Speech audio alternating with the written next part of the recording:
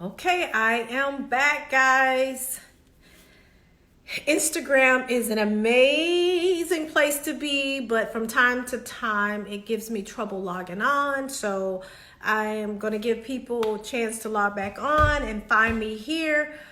We will be, yes, thank you guys. It took me a minute, so I don't know if it's my internet, but in advance, please forgive me if my connection gets slow or if I go in and out. Hopefully that we will have hopefully we'll have a great connection. I see you guys are here. I think, Kelly, you are after Hope. So Hope is going on. I think that's the schedule that I have. Hope will be first, and then Kelly, we will end it up. So I will request you to come. We're going to bring Hope Giselle on. And I'm really excited because we kind of share some things, and that we are advocates and just she's what you call an artivist, but I think it's similar to an activist, but just in a different way. And she is an inclusion specialist. So I am very, very excited to speak with her, have some fun with her, hear the story, and all of those things. Thank you guys for joining back in. Thank you guys so much. I'm so glad that you are here. Glad that you are here tonight. I hope again that you are well and that you are having a wonderful Wednesday. It used to be hump day, but for us, it's a little different now. And so Wednesdays for us is ladies' night. Okay. So we are enjoying ourselves. I'm sure long after I log off, some of you will still be up just like me. We're going to be up and then probably strolling through the internet, finding some other social media party to attend. I have thoroughly enjoyed a lot of the battles and, the DJs that have been on, and so it's amazing how we're getting entertained now, and and it's been free. So that's pretty good. We're not being charged for some of the entertainment that we've been getting, and I think that's amazing. But hopefully if you're able to, that you are donating.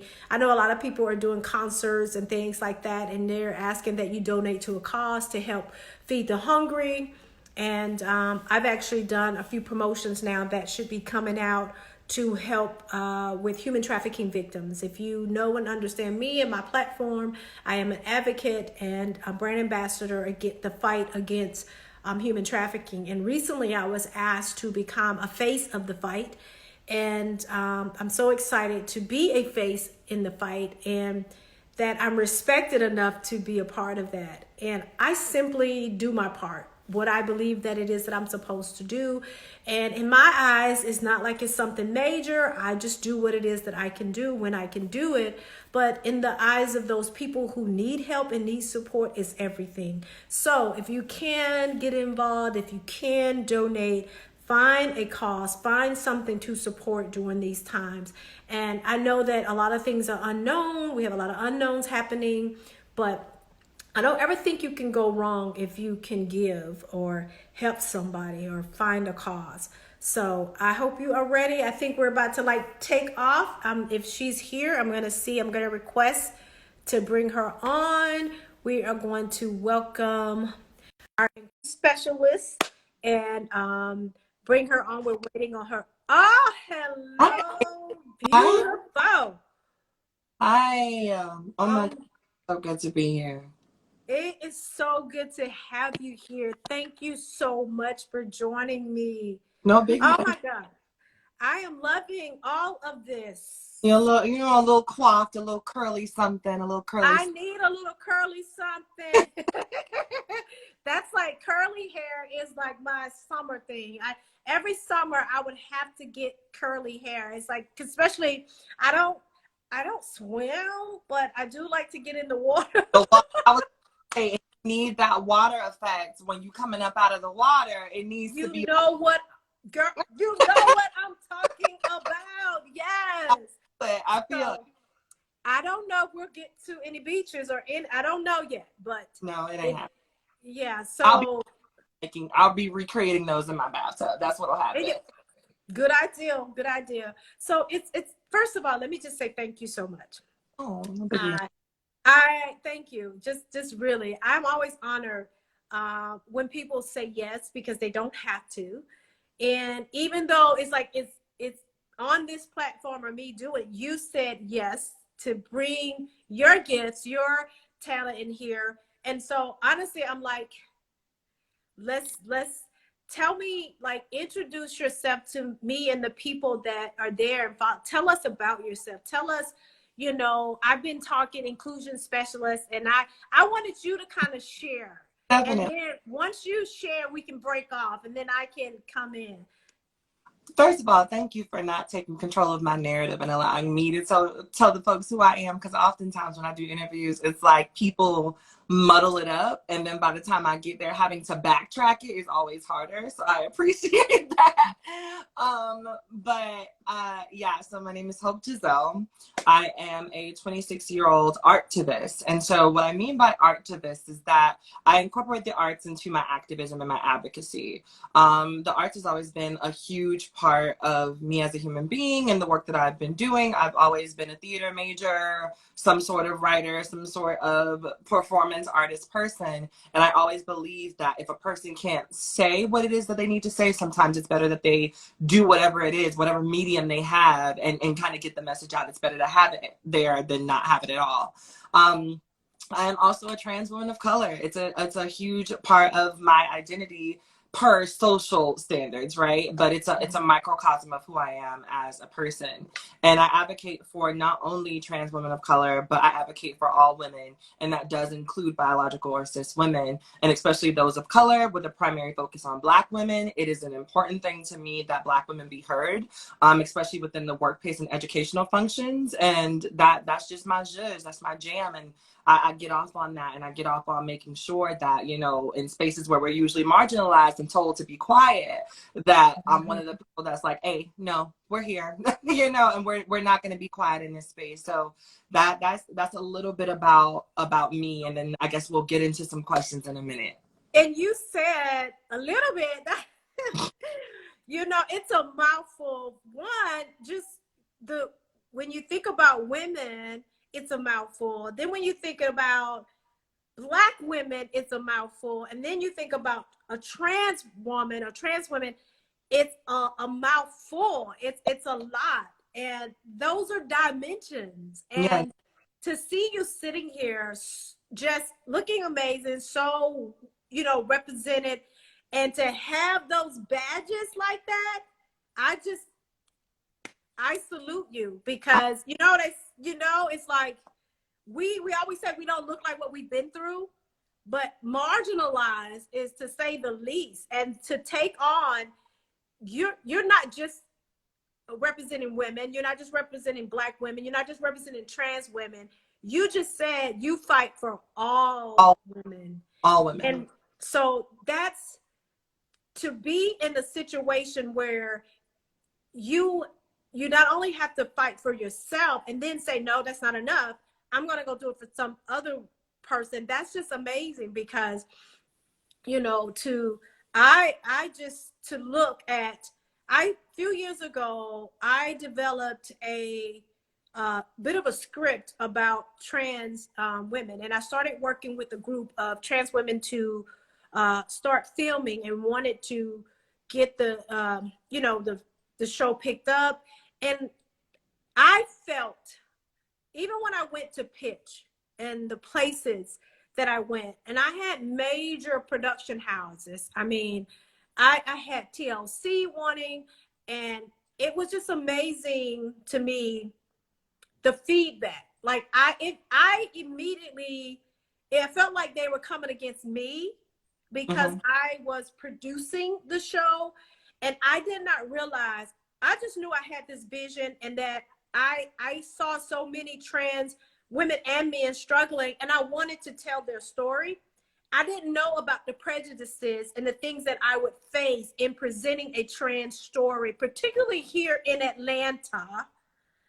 And I felt like they were coming against me because I presented the story, and I got pushed up against a wall. It was like, people loved it, then people didn't. I had people at VH1 looking at it, and they was like, we love it because it's like Paris is burning, and it's just a lot. Tell me, I don't necessarily even just talk about the struggle, but tell me in your advocacy, what is that? Is there anything that stands out the most that you've had to fight for that you can share with us? I think just the right to exist while being trans, and the right to exist in Black spaces while being Black and trans. And oftentimes people don't understand that as a Black trans person, and especially as a Black trans woman, right? Women are already thought of as tertiary characters in every story. And so adding the fact that you're trans, which means that you're a delegitimized woman, because people don't believe you're a woman, you're a man in a wig, right? And on top of that, because people don't understand sexuality versus gender, you're a gay man in a wig who thinks that he's a woman. So you're the ultimate disrespect. There's a hierarchy that people don't understand, and that goes for Black people, that goes for white folks, that goes for just folks in general who are heterosexual and cis. And I think that the overall everyday battle, like I tell people all the time, a lot of folks don't know that in 38 states, I could still be fired from my job or legally let go from my lease if one of my landlords or my managers figures out or has the inkling, meaning they don't have to know for a fact. They can just assume that I am trans or gay or lesbian, and I can be put off my job with no reason, and they can tell me to my face, I am firing you because I think that you're a trans person. I don't need proof. You have to go today. And it is legal in 38 states to do that. My landlord can do the same thing. If I were a gay man and he were to assume that my partner coming over was indeed my partner, he could put me out because he does not agree with the lifestyle. And so I think that my biggest struggle in this as a Black trans woman is being so hell-bent and so gung-ho for women's rights, but then also having Black women sometimes be some of my biggest oppressors and fighting for that, and not understanding that, you know, while I am a different type of woman, I am still a woman. And so therefore, when stuff happens to women, it happens to me as well, which means that I'm not just going to be out here screaming every time a trans woman. You're not exempt. Yeah. Right. Exactly. From that. And especially because in a lot of spaces I pass. And so I don't get the privilege to sit on the sidelines while women are being, you know, talked down to and told that their bodily autonomy isn't their own. And I think that my biggest fight in that is that coming up against the African-American community as a whole, but then coming up against Black women who don't understand my love for Black women and Black women's culture. You know, that's been hard. You know what, Hope, it's interesting because sitting here as a Black woman also, I can say that through all my struggles and a lot of things that I've gone through, I have had, it's been African-American women, and that the competition, and I think, I don't even know, I can't say if it's just because it's trans women, but it's something that happens with us. And I don't know if it stems from us competing to get in master's house. I don't know where it stemmed from. There's always this competition. So then you see an African-American woman. Now it's like, okay, I got to compete against this and this. And it's something that happens between African-American women, period, that I would love to see the end of it. I would love to see us support each other more. So it's a little bit more across the board, but I can understand also in your case, you're like, it's even more because I'm a trans woman, but I don't necessarily think, I think whatever it is that we use against each other, they can now turn it on a trans woman, but I'm not exempted. I think that it's the same thing. As a whole, Black women as a whole, we have to be more accepting of each other. And I think that happens as we become more accepting of ourselves. Correct. You know, there has to be, I think also there has to be a large conversation amongst trans women, because I'm a big accountability partner, right? I love to hold myself accountable as well as holding other people accountable. And when I talk to a lot of the young ladies in the trans community, I like to hold us accountable for not understanding that being a Black woman is being a cisgender biological Black woman. Let me start. Is one of the hardest things in the world. And watching the way that society, Black men, the culture steals from Black women all the time, and then to pretend like we don't understand why Black women are upset and why Black women are just not here for the stuff sometimes. I think that does us a disservice. I understand why some Black women are mad. I understand why some Black women are not here for it. I understand that Black women are sick and tired of every single time is one step forward. Here goes something else. Here goes some new toy for men to play with and act like they don't see us. I get it. And it's just like that there needs to be a space for Black women to be able to express that without being called names and without feeling guilty for feeling, like, and that's crazy. I agree. And just, I mean, my heart is a bit overwhelmed because, like I said before, I simply had a desire to do whatever I could to help.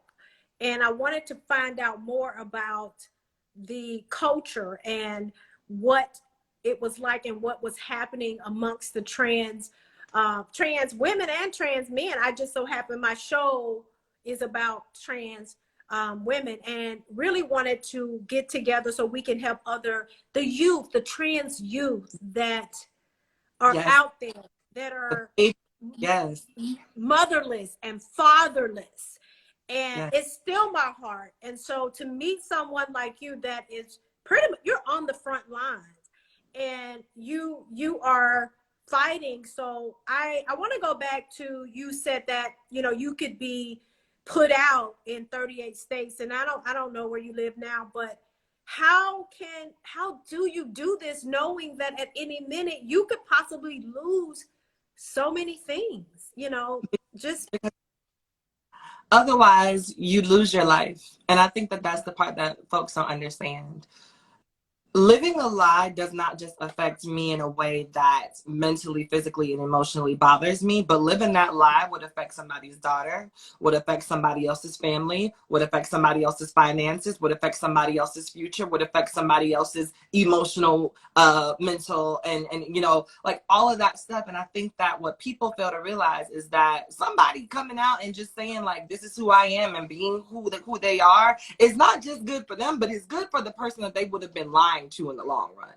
And it's good for the people that they would have roped into their situation in the long run. And so for me, I don't think I've ever had a desire to hide who I've been or who I am. It's always been something that for me, it's paramount. If I am not happy in this situation, and if it no longer serves me, I can't be a part of that. I don't want to walk in. I love it, and I appreciate it, because I do know that there are people who are hiding, and I understand it in the sense of hiding for fear for their lives, hiding because they would lose their income, hiding because they would lose their, you know, friends or whatever the situation is. So I can appreciate having someone like you that says, I know it's hard, but at the end of the day, life will be better for you and someone else if we don't hide, if we do live boldly. And it's such, what do you consider, where are we similar in terms of, and separating it for a moment, where are we similar in terms of what a trans woman fights for and what a Black woman, what have you seen in your advocacy? How do they cross the road? Where do you see us at similar in that? So I think that, like I say, I think my main thing is the idea of voices. So women's voices are not seen with bodily, like with biological autonomy in workspaces. If you identify as a woman in the workplace, there is a wage gap, there is a voice gap, there's usually a hierarchy gap within the idea of promotions. And I think that that's one of my biggest things. As far as education is concerned, women are not afforded the same amount of restitutional scholarship as men are, because women are seen to be stereotypically and scientifically and statistically more successful in schools, but that does not always mean that women have the means to go to those schools. And so where I've seen that there has been a congruency in trans women and cis women is that there's a conversation around not being heard in the workplace and not being seen on school campuses and educational campuses, as well as the bodily autonomy. For cis women, there is the autonomy over deciding about abortions. For trans women, there's the bodily autonomy on deciding when and where to get surgeries. There's healthcare discrepancies. And so when we talk about them, although they're different, they're within the same category. So when we're marching, like doing these women's marches, and we're fighting against people like Brett Kavanaugh, who still made his way to the Supreme Court, we are doing that together for the same reasons. While, you know, once we get into the hospital, we go to different wings, we're still trying to make our way into those doors. You know, once we go to those schools, we're going for different studies, we're still trying to get into the doors together, and a lot of people miss that. Yeah, that's a great analogy, and crossing and showing. I mean, I am a believer that if we can focus on where our commonality and come together in what's common, and I'm a believer that our fight will be stronger, and that particularly with us, and when us I mean by African American people, we get into a lot of infighting. Perfect example, you know, someone can post something passionate and they can be doing, and then one of us will come back and they have this negativity about it. It's like we're never good enough. If we don't speak, we're damned. If we do speak, we're damned. I would like to see us come together and where we're common. So when we're coming together as women, whether we're a trans woman or a cisgender woman, and what are our commonalities? And the thing about it is, if we work together, the world would be better for Black women as a whole. Do you know what it's like? Like, honestly, and this might be a little funny on the funny side. I'm sitting there like, you got to be a bad, you know what, to even want to be a Black woman. It's like, you sure you want to, this what you want to do? Because look how we, like you said, we're seen and where we are. And honestly, African American women are some women that are they're more entrepreneurs. They have more businesses, you know, and yet when you look at the pay scale, like you said, and you look at the representation and the respect in those arenas, like political arenas and things like that, it's just not the recognition and the admonition that we deserve. So here you have this young boy who recognizes that this is not me, this is my body, but I know who I am on the inside. I don't think you make that decision easy, because like, who wants to just jump out and say they want to be a Black woman? Like, you know, like we got goodies waiting on you. No, you know, you're jumping into a fight. It's never, and what I tell people all the time, because I that's one of those conversations around choice, right? And so I tell people all the time that nobody makes the choice to do or be anything as it pertains to your personal feeling. The only choice that you make is whether or not you're going to embrace it or not. You know, some people suppress it, some people embrace it. So the choice that I made was to embrace it and to deal with whatever consequences come with it as a result. There are some people who just have not been able to do that. And like you said, you got to be a jamma to look at what you headed for, see the fight, there. You know, like, you got to be that. And look at all the music be talking about us. It's like the TV shows be about us, like breaking our backs, honey. Just, you know, all the flavor. I said, it's so funny. Some people would not be famous on TV or music if they didn't have a Black woman to talk about. It is. Let's be very clear. Or emulate. If they didn't have Black women to emulate, if they didn't have Black women's culture, if they knew nothing about braids, if they knew nothing about the swing of Black women's hips and the rhythm that Black women carry naturally, the bodies that Black women are born with, if they didn't have a blueprint, a lot of these people would be lost. Exactly. Kim would be lost. Yeah. I definitely think that we have to come together and begin to fight, just in general as Black women, and just to make the world better for people who are coming after us. And there has been a culture of pitting us against one another. I can say that. and a culture. And now, and I have to be honest, because I have been in situations that I am who I am. My circle is my circle. And I I I cringe at times when I have to specify that, oh, I have gay friends, or I have lesbian, or I have I don't like doing that. I really don't. But I notice that sometimes when you don't acknowledge it, even your friends get mad because you didn't acknowledge it. I'm a believer of, if we're trying to normalize and everybody is normal, then I don't have to call out that my friends are gay or that my friends are trans. So it's hard sometimes for me to say, oh, this is my trans friend, or this. I don't like to do that.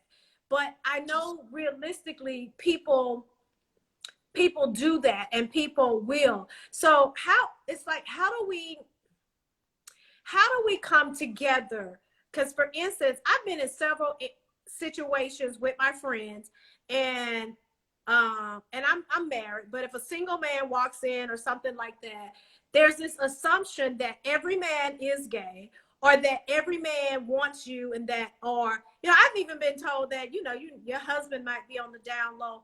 Like, how do we get past that and come together? Because I still think that there has to be a respect level. Like, to me, that's what I'm saying. It's the same thing. I have, if I didn't have a Caucasian woman trying to sleep with my man, it was a Black woman. So the competition is there, but how do we come together on both sides and respect the fact and respect one another? Every man that walks in is not gay. And I don't know why there's this thing that people just, other gay men think that every man that walks in just about is gay, or in the situation that I've been in, my friends are like, everybody wants you, even my man. Like, how do we get past that kind of stuff where we just be normal and we respect each other? And it's not about if somebody wants a gay man or a gay, how do we get past that? What is that?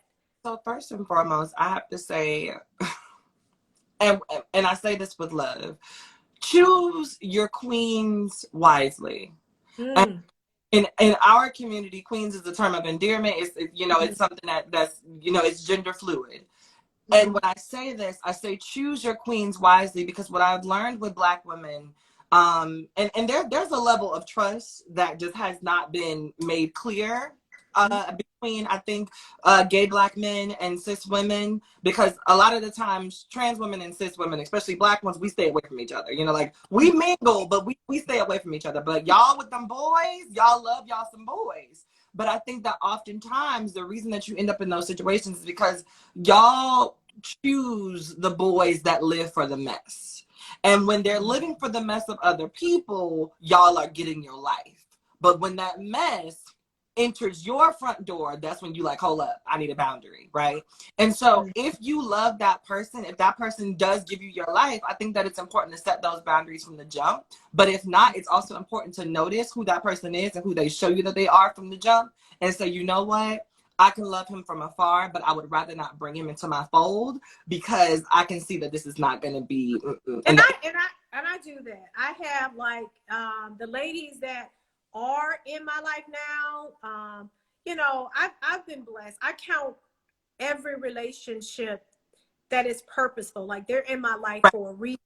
But this is just something, when you talk about the divide between Black women and trans women, or just the gay community, or it's so many things that are consistent that you see. It's like, it's consistent. And with my for the sake of this conversation, like I said, I hate calling it out with my trans women, people that are in my life. There's a consistency in terms of their struggles are consistent, but they're also different. There are some that have gone through a complete transition, and then there are those who, and I think it may be a financial thing, you may know more about that, and there's some that have not. And it's just like everybody else, it's different levels, just different levels. Like, you mentioned the word passable. Let's talk like that. Let's talk about, you mentioned passable. Like, when we started filming, it was so funny.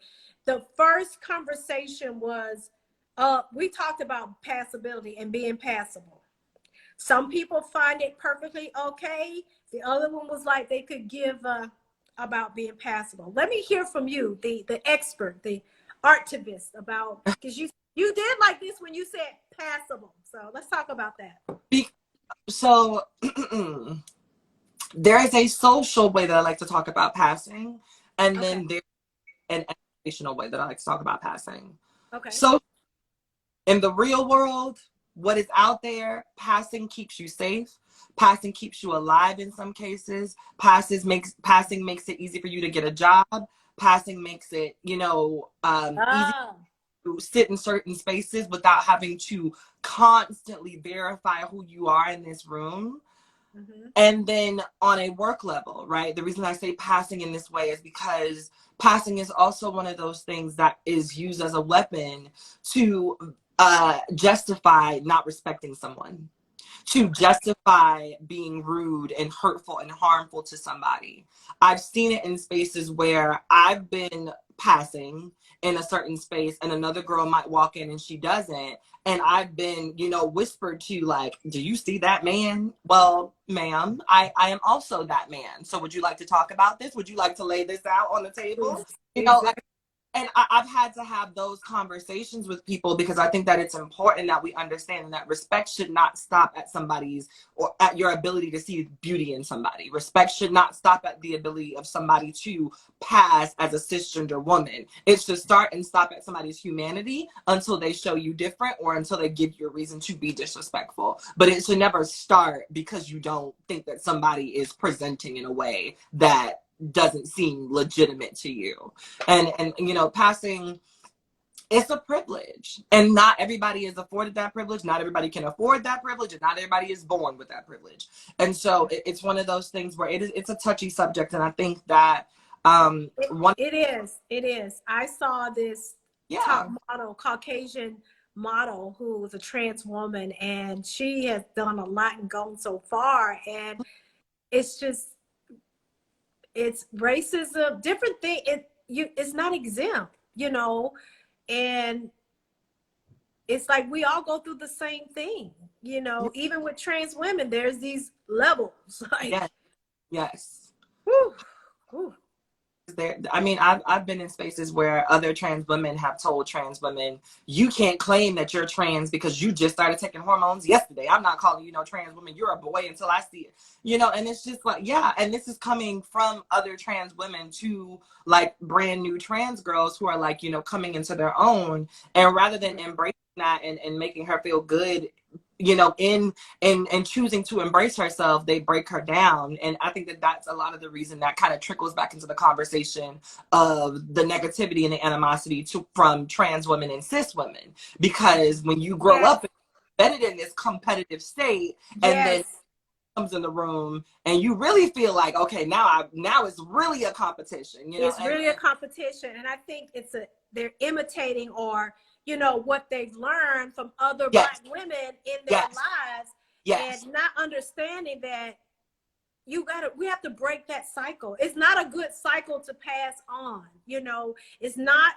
If anything, we should all embrace each other, like embrace and not make it. If this is not a clue of the competition between Black women, even now it transcends to trans women. It's just something that we have to end, that we are not competing in the sense of, when it comes to have the right to exist, we're not each other's competition. There's space in this world for all of us, correct. and not being willing to help one another, is, we can go on and on in this conversation. You are amazing. But I want to talk about some things that you're doing and just hear your voice on those things. I did have this one question because I want to paint my mind's eye from your view. What does inclusion look like from your point of view? To me, inclusion is, it looks like everybody being treated in the way that they would like to be treated themselves, and treating people that way. It's literally, it's simple. Inclusion looks like allowing Black people to exist while Black without having to feel like we got to be scared to get stopped by the police. Inclusion looks like allowing trans women to use the restroom without somebody sticking a camera phone underneath the stall. Inclusion looks like allowing trans men to be trans men and get pregnant if they want to, and that not be taking away from their manhood, their masculinity. Inclusion looks like people minding their business, allowing other grown people who are not affecting any sort of sources that you have going on to be those grown people that are not affecting any sources that you have going on. That's what it looks like to me. And I think that when we learn to just really like put out that energy that we want to get back, we'll be in a better place. But it's going to take a while. I love that. And I have to say this that's for everyone, because I do find with some people, even not just in the trans community, but the whole community, you know, the LGBTQ, I always get it wrong, but the whole community, there's a thread of, if someone does not appreciate or accept and their life is different, I've seen this meanness towards other people. And I want people to understand, not about the humans' rights, not about their decision, but I don't think it's right either for you to get mad and dog someone out because they see things this way. Because when we're talking about inclusion does not mean you disrespect someone who doesn't believe or see it the way you see it. Inclusion to me is finding a way to exist where we respect that basic right that we all have as humans, that right that we have as Black women, that we can all be agreeants in that side. Because I have people that are not gay and gay that I don't agree with a lot of things, all right? Yes. But at the same time, I'm not putting you down because you don't agree with me. Now, in some cases, sometimes I have to distance myself because it just depends on what it is. Sometimes I can't be around you, but that's a decision that I get to make. I'm not going to dog you out because you don't necessarily believe like I believe and get mad. Now, I'm not talking about the people that do that stupid stuff that can lead to people getting hurt or lead to hate crimes. I'm not talking about that. I'm just talking about people who, you know, believe a certain way. I think somebody had a question. So it says, what about men who like to wear women's clothing but identify, is there a way to ask without offending people? Yeah, my thing is, people make it so much harder than it has to be. If something is not clear to you, the simplest way is to discreetly ask somebody like, hey, how would you like me to address you? This outfit is sickening, but I just want to make sure I get it right. You know, there's nothing wrong, and there's never any malice that's going to be seen within a compliment coded in a question, right? And so as coding your question with the compliment. Those shoes are everything, but just so I can get it right, how do you identify? You know, I like that. That. And kind of move. The question has to be asked, I think, because you can get it wrong. Because I've had people that are in my life that will wear women clothes, and I just thought, you know, right, like you were in transition, maybe you were, right, but no, they got tired of wearing the women's clothes. Now they dress in men's clothes. So it had nothing to do with a transition. So I think that's a good way to ask that question. These conversations have to happen because I'm a person of love. I'm also an advocate like you. And when I see people suffering and I see, you know, there's a deeper side to this because there's so many trans youth that are on the street. And as I searched your page, I see your advocacy about trans people that are being killed. I met a wonderful young lady and I invited her to be a part of my cast too. And she was fighting. And every time I turned around, she was sending me something showing where another trans woman was killed. So there needs to be a coming together and there needs to be a conversation. And this is just amazing having this time and you sharing it with us. So let's talk about also in the little time we have what you are doing now. And, you know, we've been in this quote unquote quarantine time in this pandemic. Just, you know, what are you doing? What's happening? You know, what's going on? So I recently was on the cover of Lux Curves magazine. It's a magazine that was curated by two Black cisgender women. One, Brandy J out of LA. The other is Nora out of Philly. love them to death, and I was on their beauty cover, so that was like one of my things. I'm still promoting my book, which is Becoming Hope, Removing the Disguise. Let me give y'all Okay, we need to put that. Yeah, we need to put that in the comments. Becoming Hope. That is a beautiful cover. Thank you. And it was it was an impromptu thing that one of my friends shot for me, and I just loved the picture because it was so haunting. And I was like, okay, I need that on the cover. So we're still promoting that. It's available on all platforms, but I prefer for people to go to the link in my bio because that is where I get my revenue from. Now, yes, the link in her bio. Okay, Becoming Hope, and then put about the link in her bio for her. The link is in my bio.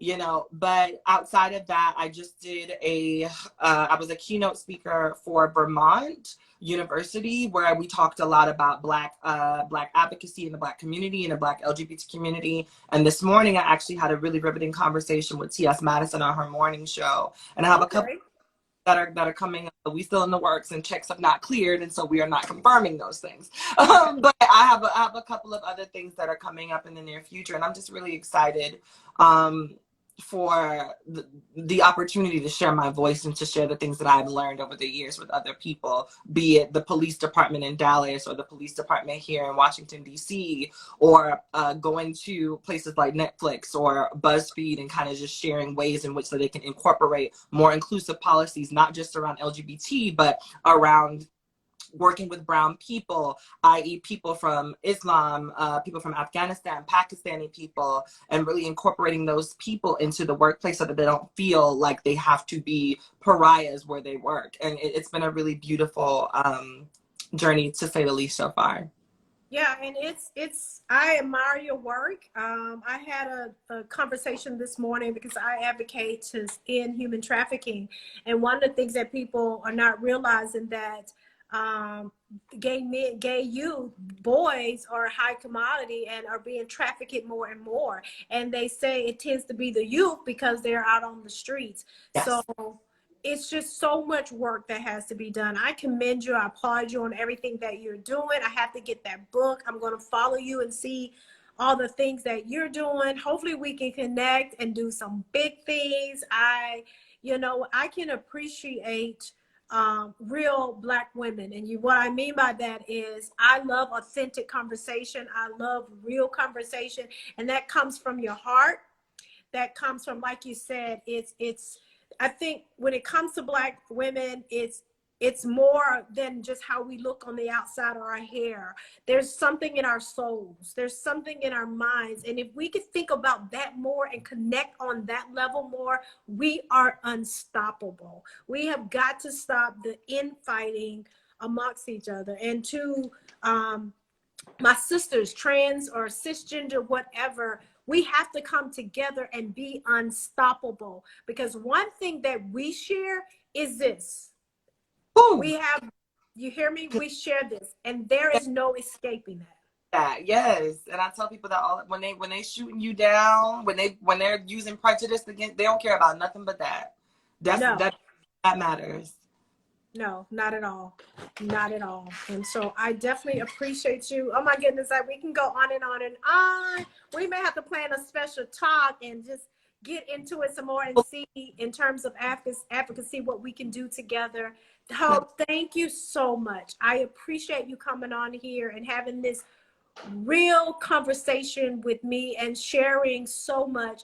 Thank you for being in the fight, because you're a voice for the people that I love that are in my life, and they need to see people like you and to be an example of living out loud, living in your truth, and understanding the fight that they're in. I really appreciate you. Thank you so much, guys. Make sure you get her book.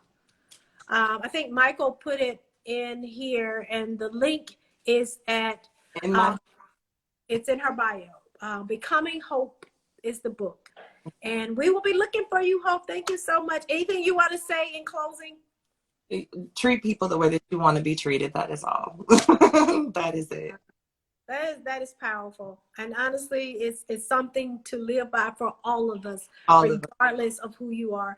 Treat people the way you want to be treated, and I will say, be mindful that you are your competition, and that each of us are unique. You know, we have unique abilities, we have unique talents, we have things that are unique for us. And for you to downgrade yourself thinking that somebody else could be you, I think you need to love yourself a little bit more, because there is only one you. You are unique in every way, and walk in that uniqueness and live in it. We're not each other competition, but together. Oh, I received that. Thank you so much. Together we win, honey. Together. And I am virtually a part of your support system. At least for now. We're going to change that after the Yeah, I know, right? Hey, we're going to do whatever we can. And hopefully we'll talk again, because I'd like to know definitely more. If there's the basis of my show was we wanted to be able to raise funds and get homes for the trans youth.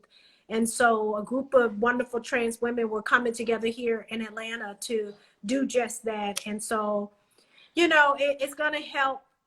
Each year we think, okay, this is a year, the show is going to come out. And then Pose came out, and it did so well. But then the reality side, you know, being behind the scenes in the industry and hearing the talk and trying to, you know, things are in the work, it's still that, it's in a sense, it's that passable thing. Are people ready for this? Are they ready for a trans housewife? Are they ready for this? You hear all of that language, and it's very interesting. So we have a long way to go. We have to keep fighting. All right. I'm gonna be watching the journey every step of the way. Thank you. Thank you so much, Hope. Guys, Thank make you. sure you can support. Thank you. Woo, that was good, guys. That was good. I'm rolling right into my next live, my boo, my party girl. And we're gonna keep it rolling because we don't have that much time. I don't want it to cut off on her, so I'm going to add her, and let's see what's going on. Wait a minute. I don't see Kelly on. Okay, I need Kelly on. I don't know if she's there. Kelly, are you here? Okay, I'm waiting on Kelly to come in so that I can ask her to join. Guys, that was just an amazing. Yeah, you're right. Whoever said that they may be experiencing backlash that you don't see, it's what I love. I really didn't know. Like, I wanted to figure out a direction that I would go with my interview. Oh, whoop, there's Kelly. Welcome, my boo. We're waiting for Kelly to join. And I'm going to let Kelly come on, let her introduce. Hey, boo! Hi, look at you looking so pretty. Hey. Hey. So I'm going to allow you to do as I allow Hope to do. Introduce yourself to my audience. Tell us about who you are and what's happening. Well, first, can you guys even hear me? Yes, I can hear you. Well, I'm You Kelly. look so pretty. You thank beat you. that face. Thank you. Well, first, I want to say I'm Kelly, and I'm 23 years old, and I'm from New Orleans, Louisiana. Yes, we can hear that. That you said New Orleans, Louisiana. We can hear that in your voice. So, you're a makeup artist, right? Yeah, I am. Yeah, and tell us, you've been here in Atlanta. I've been here 7 years. Wow, 7. Did you hear Hope? That was on Hope Giselle. That was on before. Did you hear any of her? Oh yeah, I was on there. Okay. Yeah, so I allowed her to introduce herself and tell her story. So is there anything that you want to say? Because I don't want to shape your narrative. Anything you want to say to our audience before we get into any questions that I may have? Tell us about yeah, the story. first I want to say I miss my sister. You miss your sister? Yeah, she's trans as well. Give me that. Give me my drink. Where's your sister? Her name is Jazz. Jazz? Yes. Oh, Jazz! Yeah, we're not talking at the moment. Oh, Lord. We got to talk about that. We got to talk about that. When we do our catch up and our follow up, we're going to have to talk about that. That's sad. What's happening? Like, we need our sisterhood right now. Yeah, I do. I miss her. You miss her. Yeah. So look, I see you in the spirit. Let's toast. So tell us, what have you been doing? Like those and guys, you're on here. So and she didn't say, but Kelly's also a trans woman, and she's beautiful, and she's young. Very. 23, real young, could be my daughter. And not only that, but you are an amazing makeup artist. I've seen your work and everything. So just like, what's going on? Why y'all have drama happening during the pandemic? Like, what? This actually been going on since last year. I want to say like October. A function had took place. It was something I gave, and Jazz was a part of it, and she got into it with one of my guests. And I guess she kind of wanted me to get into it, like pick sides or whatever the case may be. But it's something she kind of did, like sneaky. I'm not going to speak about it on live. Okay. But she know what she did. And I just kind of stayed neutral on the situation. And it's just like I haven't heard from her since then. Like, you know, she have her whole family beefing with me. Like, none of them speaks to me. Everyone unfollow me on Instagram. It's like, it's too much. That is so sad because I know how you. And we've been friends. We've been friends for like over 20 years. Like, wow. We moved from New Orleans to Atlanta together.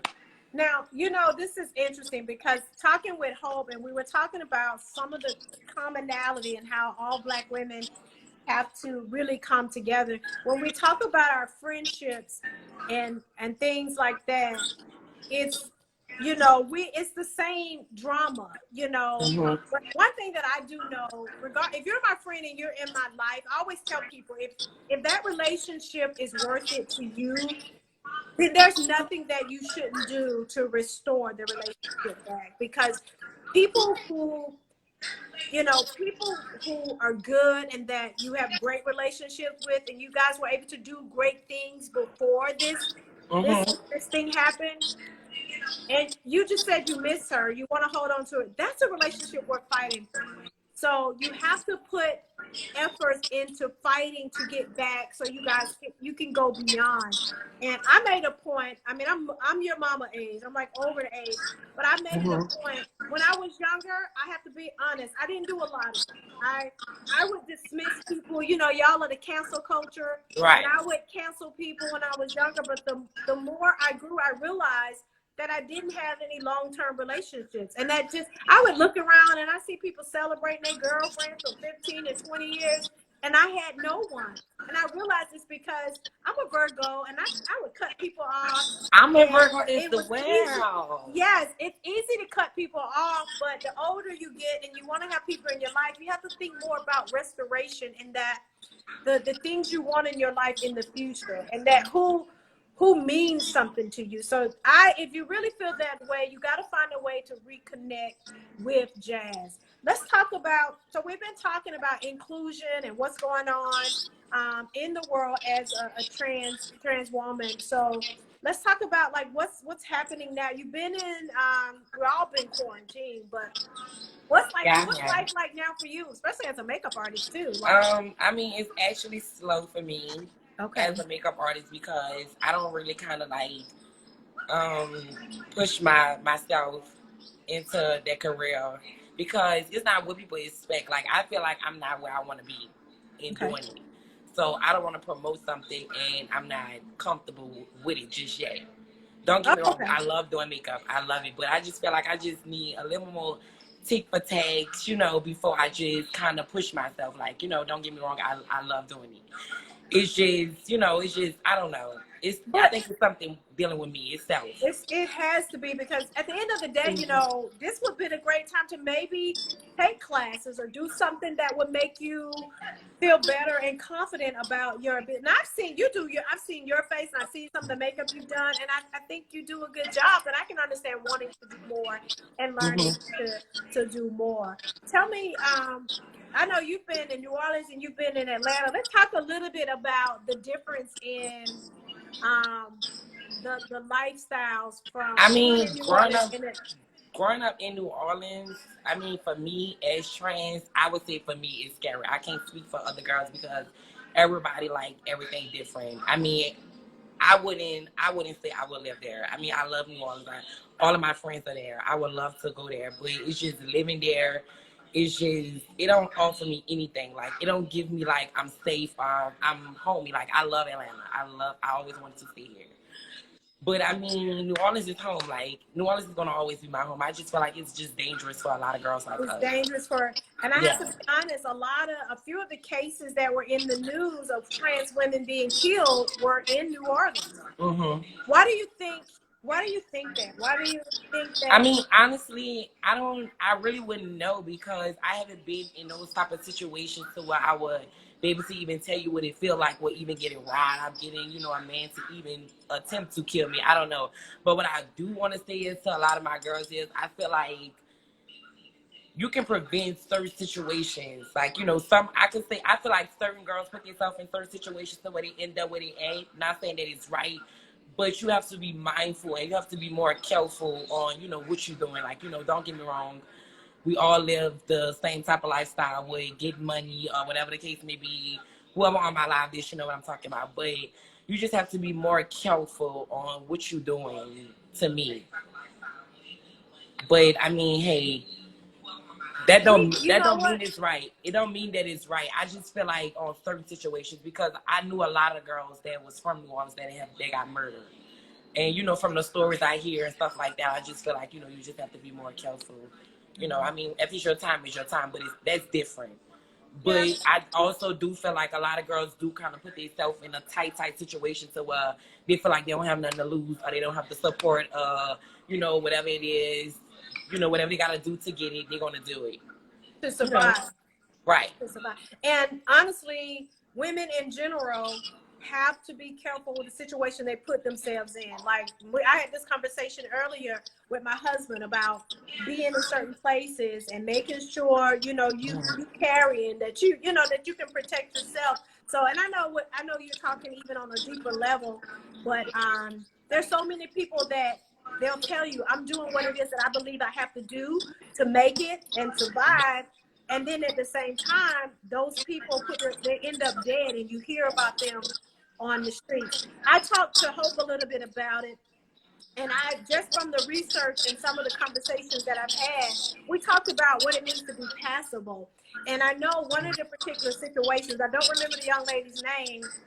The rumor was that she was killed because the guy that she was dating, she was passable, and they, he found out that she was, huh? Was she from New Orleans? Yes, she was from New Orleans. Are you talking about China?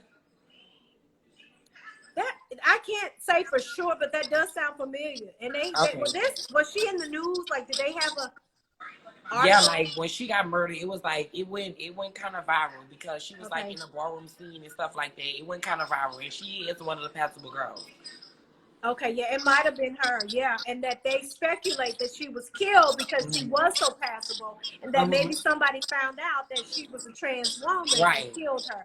So, like, what when you hear the word passable, like, what does that mean to you? Like, me personally, I feel like a lot of girls drag it because they feel like they so real, they don't have to tell a guy who they are, or, what it is. Like, don't get me wrong, we all want to feel like the fish, the cunt, we all do that. But me personally, I mean, if you don't know on hand, I feel like once y'all exchange numbers, send them a little text. You don't have to tell them right then and there because it do be kind of awkward if you're in public and the guy be like, hey, I want to talk to you.